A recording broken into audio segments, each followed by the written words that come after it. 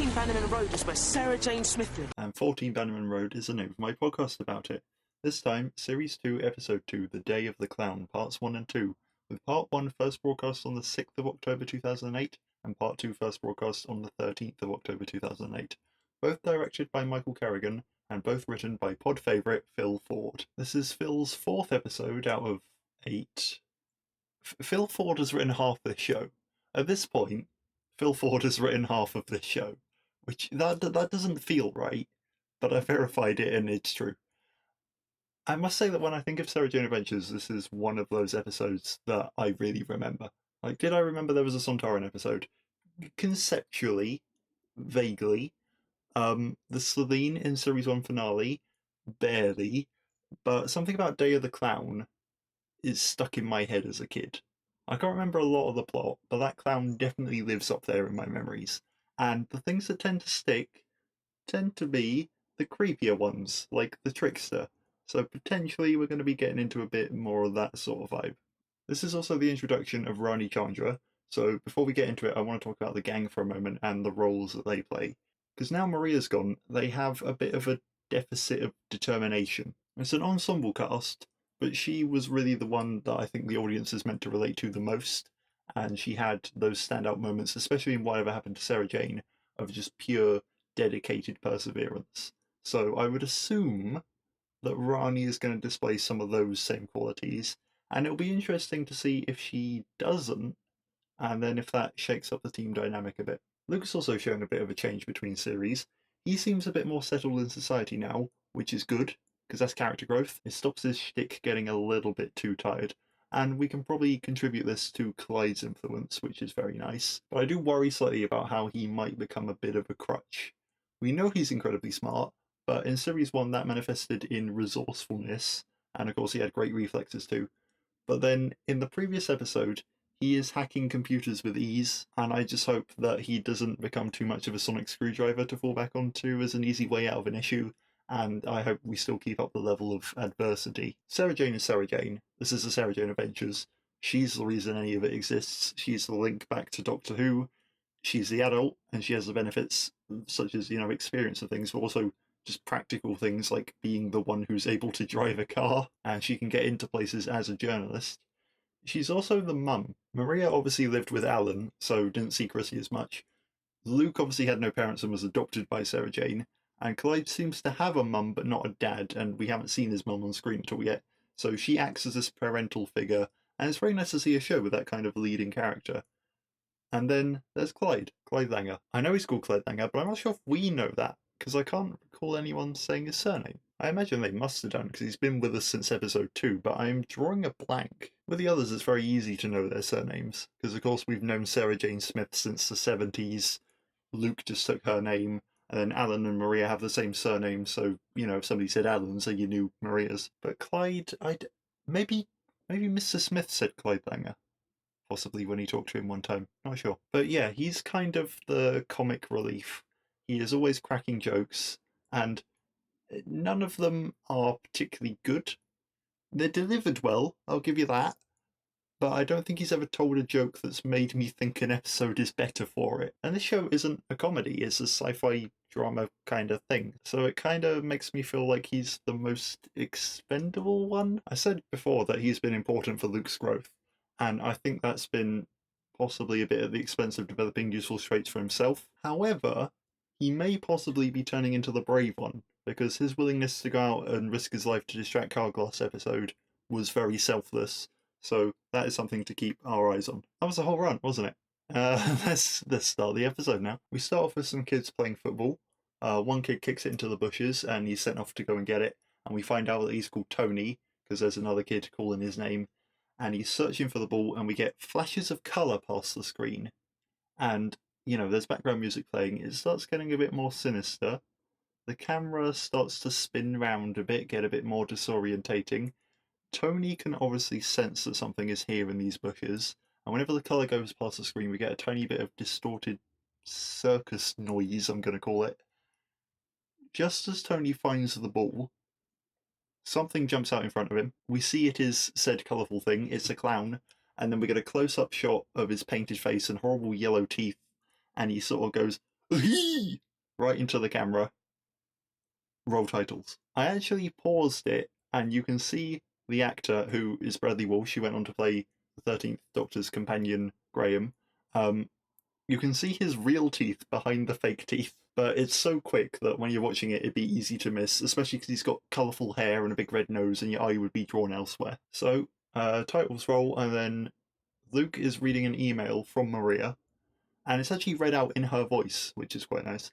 And Maria apparently uses an email service called Leopard Fire, and Luke uses one called Electron Rider, if you're interested. The email is actually dated the 9th of October, and the episode aired on the 6th, so we're set a tiny, tiny little bit in the future. And Maria uses a lot of exclamation marks. Enter Sarah Jane, talking about missing children, and then she places down a newspaper that mentions the missing children. That's horrific. I'm going to cheapen it all by talking about her clothes. She's got a light blue shirt on, she's got a new navy waistcoat that I don't think we've seen before, but it matches her jeans. She is always immaculately dressed, and I appreciate it so much. She looks great. I've got to comment on it. If she's coming in looking stylish, I gotta let you know. Luke is still very sad about Maria being gone, so Sarah Jane spends some time comforting him, and she mentions that Maria is coming back for Chrissy's wedding, so they'll all see her then. Ooh, Chrissy is committed to Ivan after all. So that little thing with Alan didn't really go anywhere. But I guess in the previous episode, I'm not sure if I mentioned it, but there is a bit where she says, "Oh, Alan and I are better as friends than we ever were as a couple." So, all this seems to be happening before school. Luke is in his uniform. Enter Clyde, who presumably walks with Luke to school, like he walks down from his house, picks up Luke, and they go to school together. He comes in, he breaks the news that a new family is moving into Maria's old house over the road. Sarah Jane instructs Clyde and Luke to not get this new family involved in anything. Keep it all under your hats. And then Clyde is sort of uncharacteristically pessimistic. And he says, well, yeah, we better hope that Maria never left any evidence behind. And that seems to get Sarah Jane a little bit worried. At school, Clyde and Luke chat about Maria. Clyde mentions the Sontarans within earshot of everyone, because that's just a theme that runs through the show. And then a girl bumps into him, and it's Rani. And it turns out that she's in their class, and Clyde is immediately quite smitten. But she seems to brush him off. But, in a friendly way, there's a bit of friendship between all three of them, a bit of banter between them all. And then as they're heading to class, Rani catches a glimpse of colour, and we hear that small clip of circus noise again. So in class, everyone's chanting Lukey, Lukey when the teacher says that he should sign up for the science challenge. And then they all sort of have a bit of a laugh when Ronnie's like, oh, Luke a bit of a brain box then, and Clyde's like, yeah, they don't have a box big enough, and everyone, ha ha ha, because he's the Joker, you see. They all get interrupted by the arrival of a very strict new head teacher, Mr. Chandra. Mr. Chandra mentions the disappearance of the old head teacher a while ago, which is a very nice way of saying the hollowing out and using it as a skin suit of the old head teacher, but of course he doesn't know that. Everyone just assumes he's disappeared, apart from the kids. Oh man, the kids have got to keep that secret. Oh well, they do. And while he's talking to the class, Ronnie spots the clown outside the window again. Mr. Chandra reveals that he is talking to all of the classes because of these missing kids. If they see anything suspicious, they should tell the police, etc., etc. In the meantime, Sarah Jane has gone round to Rani's house. Rani, Mr. Chandra, Rani Chandra, Geeta Chandra, the mum. This is the family that has moved in across the road. Sarah Jane's gone over there. She's brought cakes and tea, and she's met Geeta. Geeta seems a lot more lovely than Mr. Chandra, but this is all a bit of a ruse for Sarah Jane to get in and use her scanner watch when Geeta's back is turned. Elizabeth Sladen actually fumbles it a bit. She flips the watch open, and it flips back down, and then she just has to open it up again, but she's a complete professional about it, so they just use that take. Geeta keeps calling Sarah Jane Sarah. I'm not sure if Chrissy ever actually messed up Sarah Jane's name to her face, because, Chrissy would do that a lot, but there wasn't an awful lot of interaction between them. Sarah Jane is obviously annoyed by this, So I would like to make a formal apology for any time I've ever called her just Sarah, and I would like to make a vow now to only ever call her Sarah Jane from now on. At school, Ronnie's getting to know Luke a little bit better at break time. She calls him strange, and he says that he's not strange, he's just different. And then she backs down and says, you know what, yeah, you're right. And it's quite a nice moment of just sort of him standing up for himself. And it's quite empowering for people, I think the school kids watching this, if they're getting a bit bullied, getting called strange and stuff, it's sort of, yeah, you can identify with Luke. And it shows that Ronnie isn't a bad person. She just wasn't really thinking. And it's sort of a little bit of characterization for her. They discuss the kids that have gone missing again. And Ronnie says that this sort of thing interests her. And she asks if Luke has seen anything odd. They get interrupted by the shout coming from Mr. Chandra, directed at Clyde, who has thrown a basketball. Basketball's hit him. But the music that's playing, the background music, because a lot of these episodes have background music throughout. The music almost drowns him out. It's just mixed a little bit too loud in this episode. At Geeta's, Sarah Jane has dug herself into a bit of a hole because she's mentioned that she's a journalist, and then apparently Ronnie wants to be a journalist too. So Geeta wants to send her around, and of course Sarah Jane doesn't want her getting involved in any of this. So she's thinking, oh no, I'm quite busy, so unfortunately maybe I won't have the time. She's trying to be nice about it, of course. It's Sarah Jane, but she's regretting opening her mouth. Clyde is now waiting to go into Mr. Chandra's office.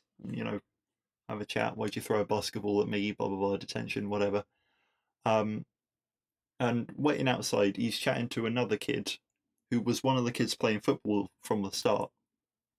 And then the kid goes into like the art room or whatever, and Clyde sees a reflection in the trophy cabinet of a clown following him in. So Clyde goes in, and this kid is nowhere to be found. He comes back out again. He sees the clown at the end of the corridor with a red balloon. It's all very Pennywise. It's obviously before the remake of it, but after it, and there's lots of creepy laughter, and you think, especially we find out that the clown is American. Bradley Walsh isn't American, but the clown is. We'll get to that. And you're thinking, okay, I haven't seen it. I don't know how much inspiration they're drawing, but it's possible that's what's going on. Clyde chases after him. He throws up a cloth. When it falls back down, he's disappeared. But Clyde hears the laughter coming from the loo, so he goes in and he sees not Pennywise, the clown, in the mirror, but just in the mirror. It's not a reflection, right? I didn't realize how much this show actually does that, but he can finally speak to him, and the clown, we hear his voice in Bradley Walsh's approximation of an American accent, saying, "I just want to give you a balloon." As he says this, his hand comes out of the mirror and offers this balloon to Clyde. Enter into the loo Mr. Chandra, looking for Clyde to take him to detention, and the clown is gone. The clown just disappears. Clyde mentions the clown to Mr. Chandra, and Mr. Chandra thinks it's a joke. But it's in some ways it's quite a mature conversation, because Mr. Chandra says that he doesn't believe Clyde because there have been no other reports of this clown. It's quite an outlandish thing to begin with. They have nothing on CCTV, and he doesn't just dismiss it because Clyde is the Joker, but he does ultimately conclude that Clyde must be joking. And Clyde is obviously frustrated at this, and he says, I tell jokes, I don't tell lies, though. And he decides that he's getting nowhere. But, it's not an angry outburst, it's sort of all quite reasonable and justified. After school, as they're sort of walking back, Clyde tells Luke all about what he's seen. They decide we should tell Sarah Jane about this. Clyde mentions aliens have kidnapped kids before. He brings up Kudlak. They're still in earshot of a load of other school kids, for goodness sake. Luke is unsure that this clown is an alien. He says, might just be a guy, might just be a clown. Clyde says, yeah, but, he came out of a mirror. And then he spots the clown waiting outside the school, but Luke doesn't see him. The vibes aren't overly creepy. It's daylight as opposed to the trickster stalking the streets at night. I was going to say maybe they've made it daylight so, so as not to terrify everybody watching, but they obviously didn't care when they did that with the trickster. But I understand how this could put you on edge. It's kids are being stolen, creepy man hanging around outside the school. If you don't like clowns already, it's he looks horrible with his horrible teeth. It's this does nothing to help the cause of clowns. I'll put it that way. So Clyde and Luke chase after him. Basically, Clyde's chasing after him. Luke's following because he can't see him. There's a lot of him. He's not running, the clown. There's a lot of him just sort of being in one place one moment and then he's gone the next. I like this sort of inversion of the chases we've had because a lot of the time it's monster chases cast. And now we have cast chasing monster. And clown disappears again. But they find a red balloon tied to a bin. And they are about to pick it up when Rani, runs up after them and says, "Look, don't pick it up. I've got a really, really bad feeling about this." And then the clown's face appears in the balloon and it bursts. So the three of them all walk home together. Rani says that she's been seeing this clown and, we should do something about it. Luke and Clyde are still operating on the principle of don't get her involved in these sorts of things. So they say, well, okay, leave it to the police. Rani says, look, if we tell the police, oh yeah, we saw a teleported clown, they're going to get us locked up, right? They aren't going to believe this. So they get home, and then Mr. Chandra, Haresh, as we find out his first name is, he pulls up, at home too. We get the revelation that he is Ronnie's dad. Gita comes out and meets Luke and Clyde, and Sarah Jane comes across the road. So the gang sort of all meets up and has their introductions and whatnot. Clyde and Luke go back to 13 Bannerman Road, tell Sarah Jane what's been happening. She says that clowns always gave her nightmares, and Luke says that Johnny Depp is scared of clowns, and he found that from reading Heat magazine. I looked it up, apparently it is true. Johnny Depp is scared of clowns. They decide that Luke should go and find out some more info from Rani. Clyde wants to be the one to find out more info from Rani, but, because he's got a crush on her. But they reckon that Haresh is probably not going to, allow Clyde to come knocking around on the door. He's probably going to send him away. Whereas he was impressed by Luke's grades, so, he thinks maybe Luke would be a good influence on Ronnie or whatever. And speaking of good grades, the show perhaps inadvertently really proves that you can have great grades and still not be entirely suited for the big wide world, That's just essentially a description of Luke. So we cut to Ronnie talking to her dad, saying that she believes Clyde because the kid that went missing, who's called David Finn, we find out, was one of Clyde's best friends. And, why would Clyde lie about one of his best friends going missing? He's obviously quite worried about this and wants to get it back. Haresh still thinks that it is implausible, and he wonders if David was taken, or if there's a chance that he ran away, if, something was upsetting him. It seems that he's taken David's school books back home. It's very weird to keep calling somebody David when that's my name, but whatever. When he goes upstairs to help Gita move a bed or something, because, they're all still unpacking, Ronnie gets out the school books, looks at them, sees drawings of clowns on them, and then she sees the clown through her window. So she closes her eyes. She keeps telling herself he's not there. And when she opens them, he's inside the house, only to disappear when Gita re-enters because she's come downstairs and let Luke in. Meanwhile, at football training, Sarah Jane and Clyde are having a chat with Steve, just a fellow called Steve, another one of the kids from school, who reveals that by the station there was a clown who handed out tickets, but he didn't take one. But Tony from the start and David Davy Finn from the start, they both took tickets. Clyde reveals that he's also got a ticket, just crunched up in his pocket, that his mum gave him, because his mum went out and got one at the shops or whatever, and brought it back and gave it to him. And it's a ticket for a circus museum. Ronnie and Luke are looking through Davy's books, and they find his ticket. Ronnie reveals that she's got a ticket. She got one from people handing them out by the tube. And so they deduce that only people who have got tickets can see the clown. Which is interesting, considering Steve said that he saw the clown handing out tickets, but he rejected it himself. Also, if you have to have a ticket to see the clown, but the clown was the one giving out tickets, what did they see giving out tickets to them? Was it just like an invisible hand that then, when they take the tickets, it materializes? Phil Ford's logic of this scene doesn't quite make sense, but we'll gloss over it. Sarah Jane and Clyde decide to go to the museum. Sarah Jane is quite nervous about this. She is scared of clowns, but she sort of steels herself. They enter. It's creepy.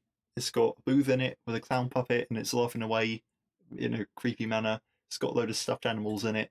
Got a load of clown like mannequins. Enter Bradley Walsh again, but this time not dressed as a clown.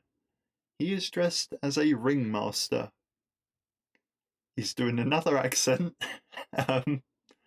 Somehow, it's a lot better than the clown accent, and also a lot worse. It's a bit bizarre, and I'm not sure if I can place it at this moment. Later on, I think I do figure out where it's from. But, at the moment, it's just, welcome to Spellman's Magical Museum of the Circus. It's a bit over the top. But this, Spellman, he is Spellman, and well, this outfit, it looks good, but it is just Bradley Walsh, dressed as a ringmaster, top hat, moustache. But the clown is, all heavily made up, so they look like different people. And I'm unsure if the first time I watched this, if I twigged that they are the same, because since they did this reveal in 2008, it's stuck in my head of what I've always known that they are the same person. But I'm unsure if the audience is meant to pick up that they're the same person. I reckon they're not. And, there's a good job done of making them look quite different, so well done for that. He calls himself Elijah Spellman, and, he just seems to be a man who runs this museum and is just really into the act and giving them, the whole experience. Ronnie and Luke run into the museum too. Ronnie's like, okay, well, let's get involved in this. Let's follow on this lead. We've got a ticket, tells us where to go, let's go there. This is around the time that Clyde sees a picture of the Pied Piper, and he remarks that he is dressed the same as the clown that he saw. So the characters definitely don't know that Spellman is the same man as the clown.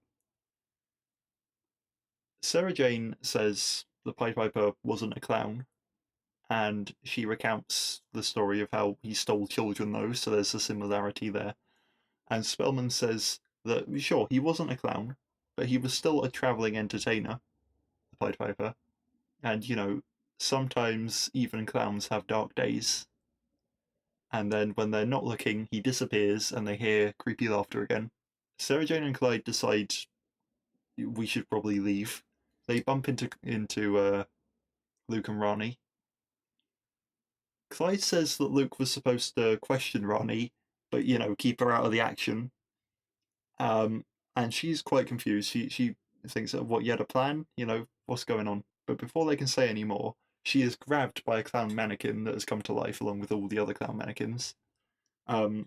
Manages to struggle free, so the entire gang runs with a very confused Ronnie, sort of asking a lot of questions, because Sarah Jane says that Spellman's probably telekinetically controlling the clowns, and she's like, what, that's a thing? What's going on?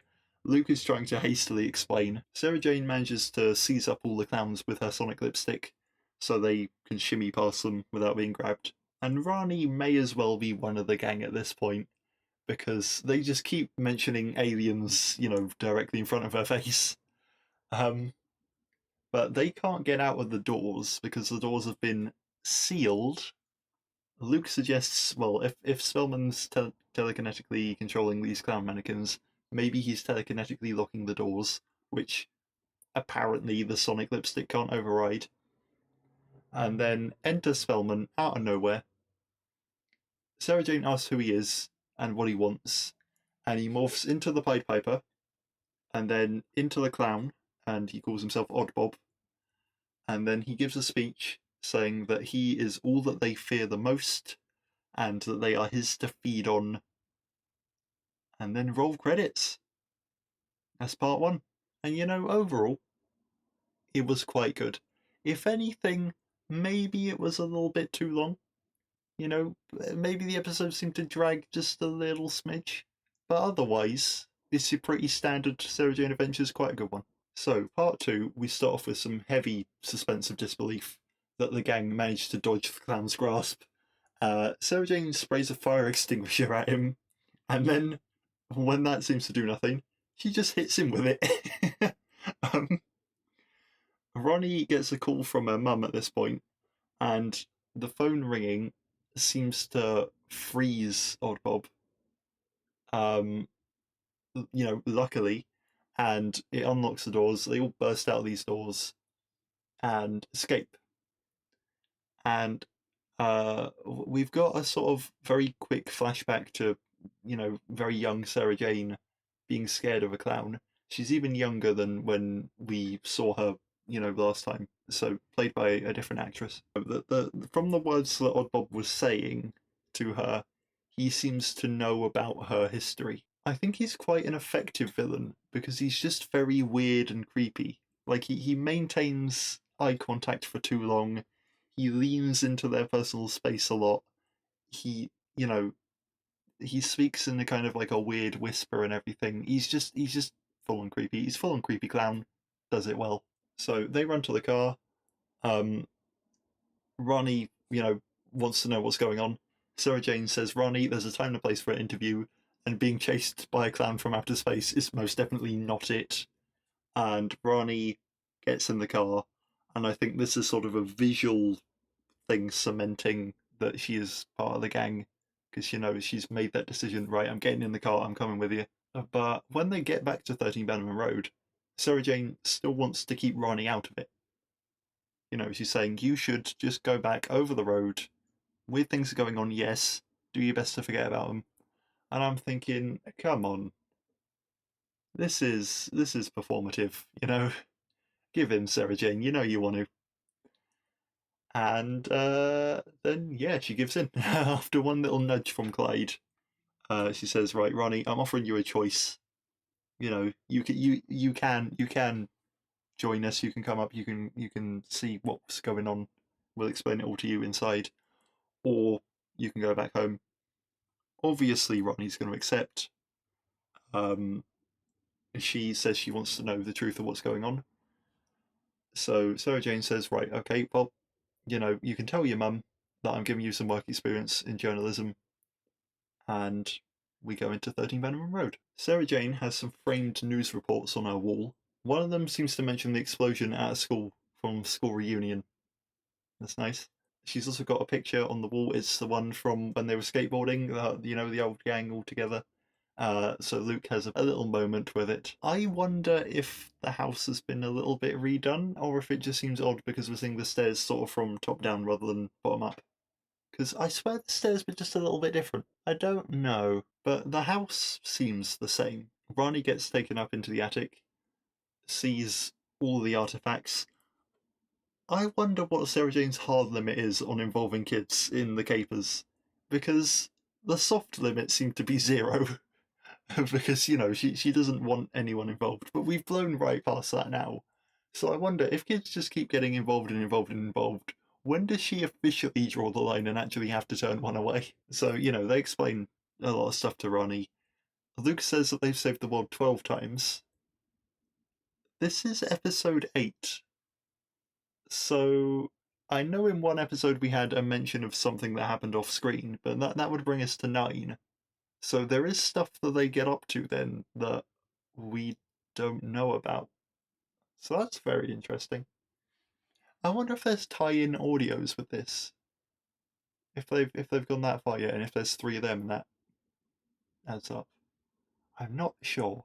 That'd have to be something to look into. And Sarah Jane lays down 3 rules, which are that if you're going to be part of the gang, we need to look out for each other. We need to respect all life, no matter where it's from, and we need to tell nobody about this. So, Rule 3 has definitely already been broken many, many times. Rule 2 is questionable, but I mean, they knew that the Sontarans were bad already, but I don't think there was a lot of respect for that Sontaran. But sure, good work on Rule 1 for, looking out for each other. I noticed that Rani sort of choosing, yes, I want to get to the bottom of this, and a sort of inquisitiveness with wanting to be a journalist and sort of being determined to find out what's going on. She does share some of those traits with Maria. And then we get Sarah Jane's Mr. Smith. I need you. Fanfare. Ronnie's face is a picture.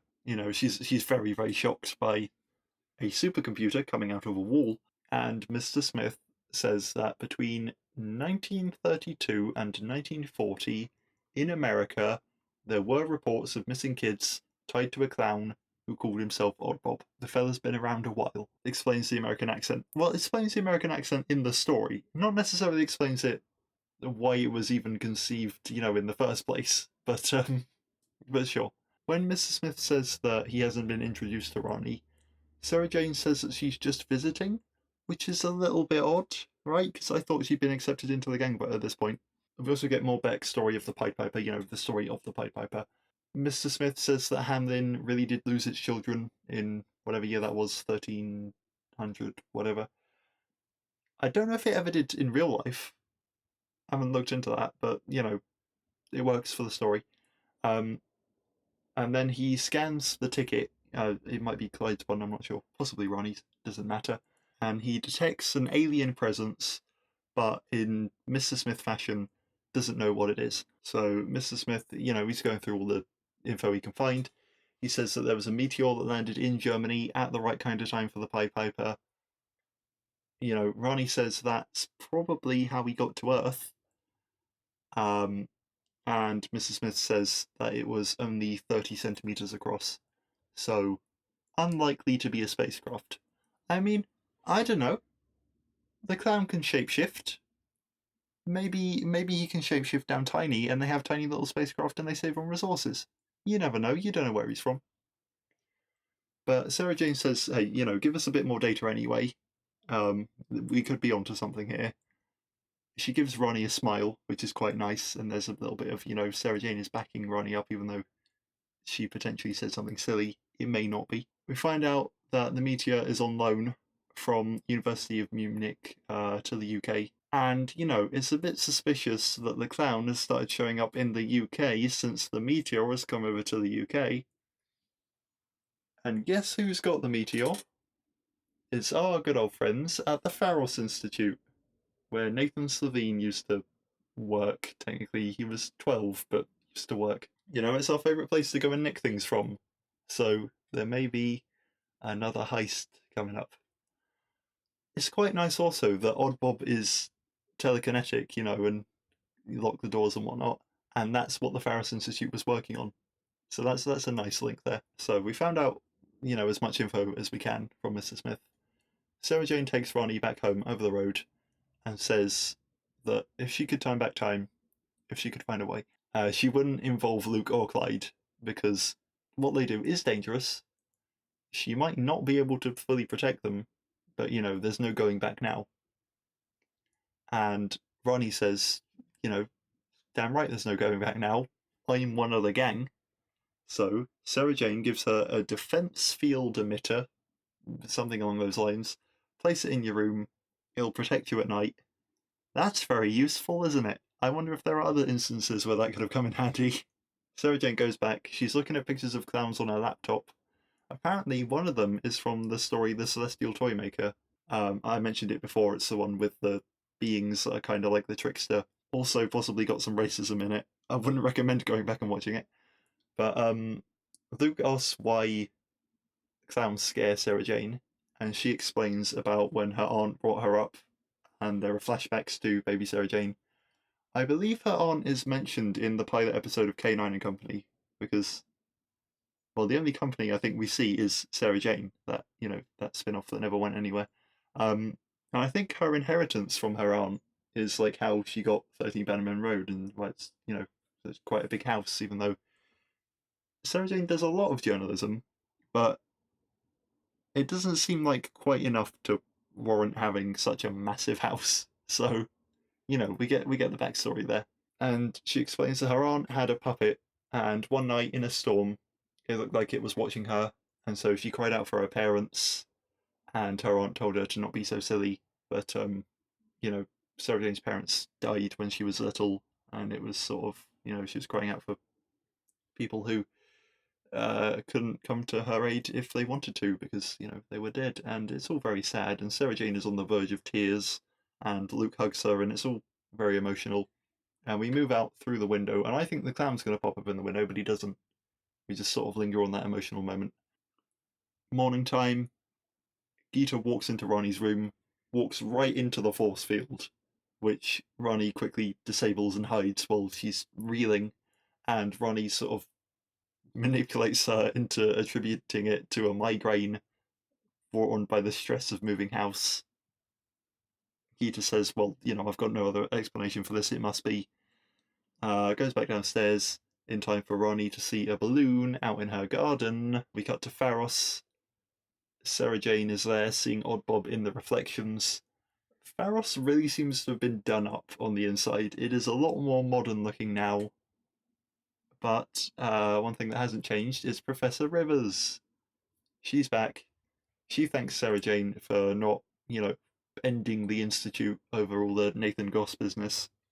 We don't know how much Professor Rivers knows, but probably she doesn't know that he was an alien. And Professor Rivers knows that Sarah Jane wants to take a meteor sample, so we don't get another heist. But it's nice that Sarah Jane's got friends on, she's got contacts that are willing to let this sort of thing happen. So she uses her sonic lipstick to cut off a piece of meteor, and it's not huge. But I imagine if they've taken photos of this meteor and stuff, they'd notice it gone. And then enter Spellman, who morphs into Odd Bob, and Sarah Jane says, I'm going to find out what you are. That's what I'm here to do. And he says that he is beyond understanding, and, it sort of implies that something's... they don't have a rational explanation, like that clown that belonged to your aunt when you were a kid, and maybe it really did come to life. And of course, Sarah Jane is quite horrified by this and wonders how he knows all this stuff. We don't really get an explanation for how he knows all this stuff. But then he's back to Spellman again, and I think Spellman is German. The accent is a little dodgy, but it makes sense, what with the Pied Piper and all. Kinda, I guess. So we're gonna go with that. Sarah Jane sort of hypothesizes that he feeds on fear, which is why he steals kids, and he says, you're right, and I'm gonna chill the blood, rather, of a nation. And so finally, about halfway through part 2, we finally get a hint of his plan. Rivers comes back in, because she was like, maybe while you're cutting a little bit of meteor off, maybe I shouldn't be in the room. She comes back in, Spellman disappears, as is his MO. And we cut back to school. We cut back to all the school kids at school. The school has red balloons flying over it. And the boys, they tell Ronnie about how Maria used to be in the gang, and they're going through all that. And then the balloons float down, and all the I was gonna say NPCs. They're not. This isn't a game, but all the kids who aren't part of the gang, all the kids who don't have speaking roles, grab the balloons, and then their expressions glaze over, and they all start marching out of school. And the background music starts incorporating pipes, which is very nice. Mr. Chandra and two other teachers notice this and they run out, and by the time they've run out, the playground is empty. Cut to Mr. Smith scanning the meteor sample that Sarah Jane got. He says the energy of this meteor sample matches that on the ticket. You know, surprise, surprise. And the meteor comes from a place where there are lots of entities that are based on emotion, and, you know, old Bob Spellman, he requires fear to live, so he's one of them. He's an entity from outer space. He came here on the meteor, you know, just confirming what we basically knew. Luke phones up Sarah Jane to explain what's happening, while Clyde and Ronnie try to fruitlessly stop the kids, who obviously, you know, can't even hear them. All the kids are being led to the museum. So Sarah Jane says, "Mr. Smith, I've got a job for you," and she drives to meet the gang. And when she gets there, she explains he's an energy entity, so everybody's caught up to speed.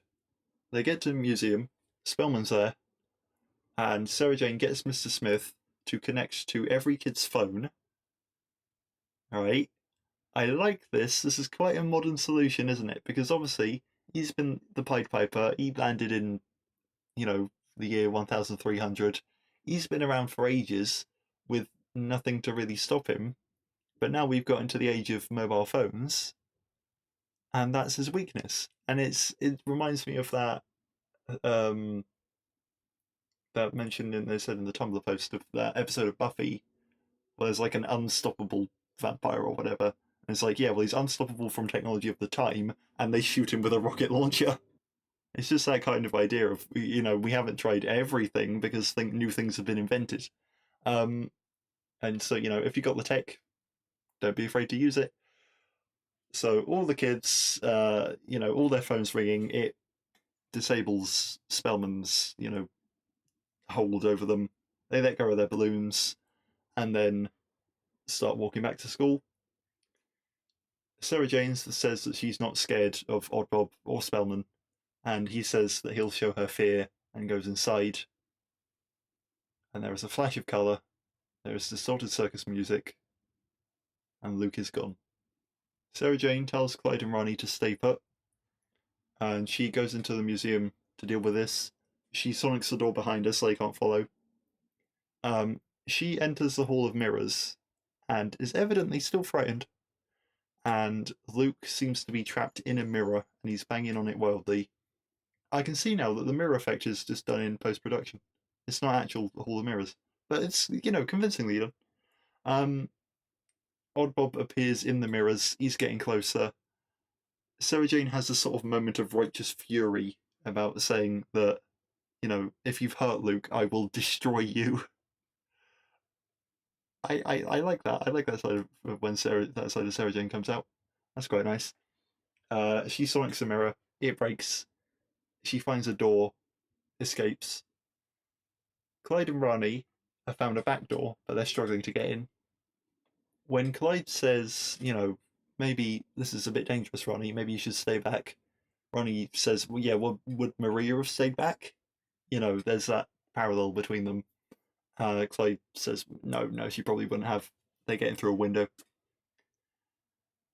Sarah Jane says that if Odd Bob is looking at getting fat on her fear, then he's looking at a low-calorie lunch, which probably sounded a little bit better in her head. And then he pops up behind her, and he grabs her shoulder, and she's holding him at sonic lipstick point, as if that'll do something. But he grabs her hand, and then he lets go, and he licks his hand, and says that she tastes like fear. And the Sarah Jane Adventures really knows how to make a villain be villainous by just using their senses all wrong. And she asks where Luke is, and he says that he's with the other boys from the episode, and, you know, all the other kids, and you know, pull up a chair if I can go through them all. I've got 700 years worth. I wonder why there's only been reports of him from like 1300 and 1940. Why was it? Oh yeah, he's the Pied Piper. He's a creepy clown in the 30s, and he's now. There's still a lot of gap there, isn't there? There's a lot of gap in between where he's presumably been stealing children and nobody's reported on it. He says that the kids are sleeping somewhere between this world and another world. Harming them is unnecessary, so he hasn't harmed them. He's just put them all to sleep. They're just essentially chilling there. So, at least there's that. At least there's, we're not brutally, horribly murdering these children. But, if you stole a child 700 years ago, those ones are probably dead now, right? So Sarah Jane asks if they're all okay, and Odd Bob confirms that after a while, they do fade away. So this episode has probably got the highest kill count of any episode so far, because we've got 700 years worth of children that have got too old and faded away and died. Odd Bob says that if he brings the kids back, then, it ruins the point. Because then nobody was going to be scared of him, and he would cease to be, and when he says cease to be, he turns back into Spellman, to illustrate his point. Clyde and Rani have caught up, and Clyde's thinking, okay, he's a manifestation of fear. How do we fight fear? Rani says, hey, I've got an idea. Spellman is saying that, well, Sarah Jane, if you're so worried about Luke, I can make you vanish too. You can be with him. And then Clyde pops out, and he's telling jokes. And oh my god, his jokes are gonna save the day. I didn't plan this. I didn't plan this at the start. I wrote that bit before I started watching the episode, or the bit at the start when I said, are his jokes necessary and is he too expendable? His jokes are gonna save the day now. I am ecstatic over this. This is brilliant. Rani comes out.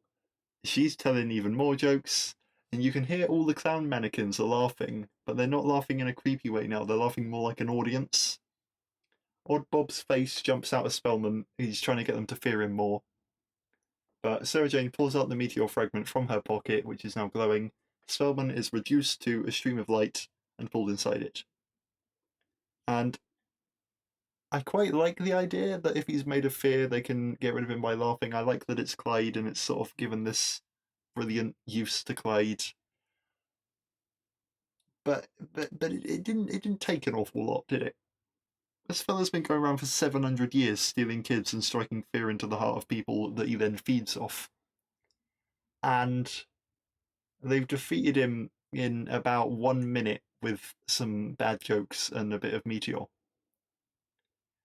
It seems to be a slightly rushed solution.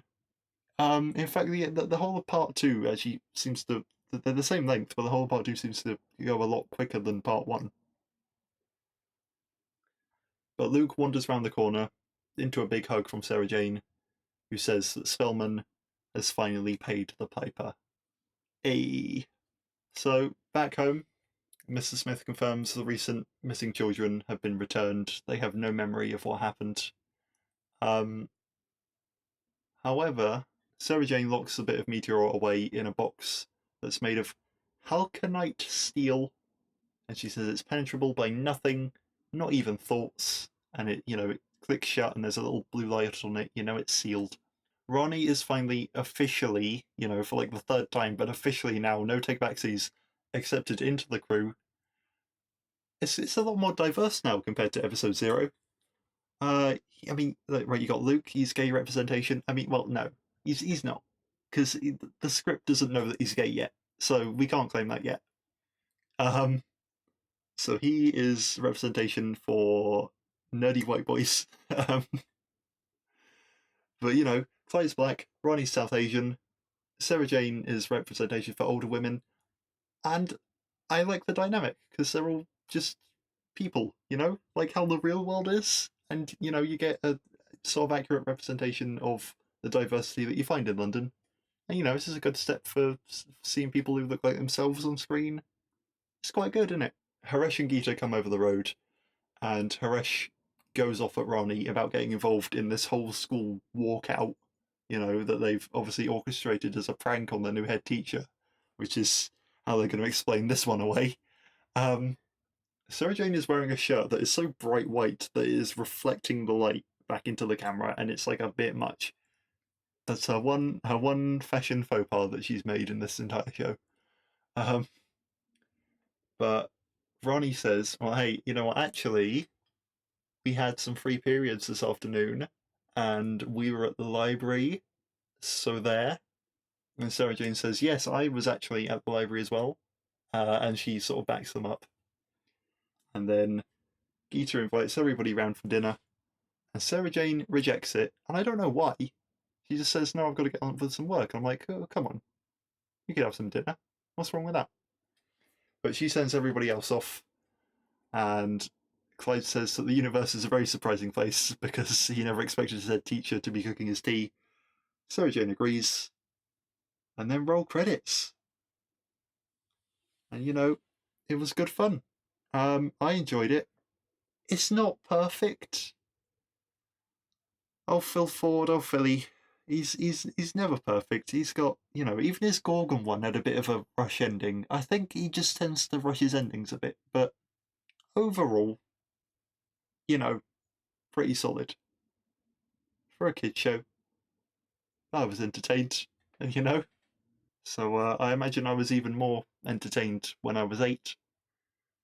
And I made a heck of a lot of notes on this one, but I don't think this episode is going to be too overly long, which is very interesting. I can never predict how long these podcast episodes are ever going to be, but next time we've got one that I don't even remember at all. I have no idea, but just from the next time, there's a guy and he's got some kind of powers. So I'll explain more in the next one. Hope to catch you there. And in the meantime, bye.